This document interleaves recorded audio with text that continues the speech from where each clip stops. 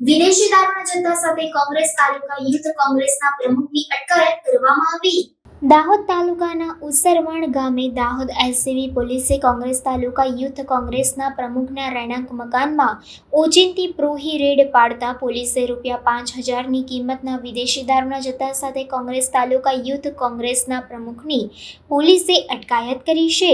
દાહોદના ઉસરવણ ગામે ટિંડોરી ફળિયામાં રહેતા સુનિલ રામસિંહ બારિયાના રહેણાંક મકાનમાં દાહોદ એલસીબી પોલીસે ઓચિંતી પ્રોહી રેડ પાડતા પોલીસે મકાનમાંથી વિદેશી દારૂ તથા બિયરનો કુલ ₹5,000ની કિંમતનો પ્રોહી મુદ્દામાલ કબજે કરી સુનિલ બારિયાની પોલીસે અટકાયત કરી હતી।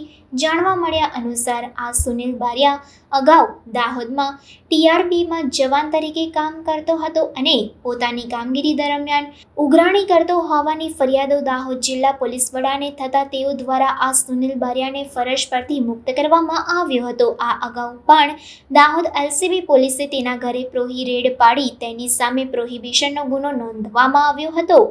દાહોદ શહેરમાં જ્યારે રાહુલ ગાંધીની ન્યાય યાત્રા નીકળી હતી ત્યારે તેમના સ્વાગતમાં દાહોદ શહેરમાં રાહુલ ગાંધીના પોસ્ટર સાથે પણ દેખાયો હતો અને તે સમયે તેના પોસ્ટરો દાહોદ શહેરમાં પણ લાગ્યા હતા। આ સંબંધે દાહોદ એલસીબી પોલીસે પ્રોહિબિશનનો ગુનો નોંધી કાયદેસરની કાર્યવાહી હાથ ધરી છે।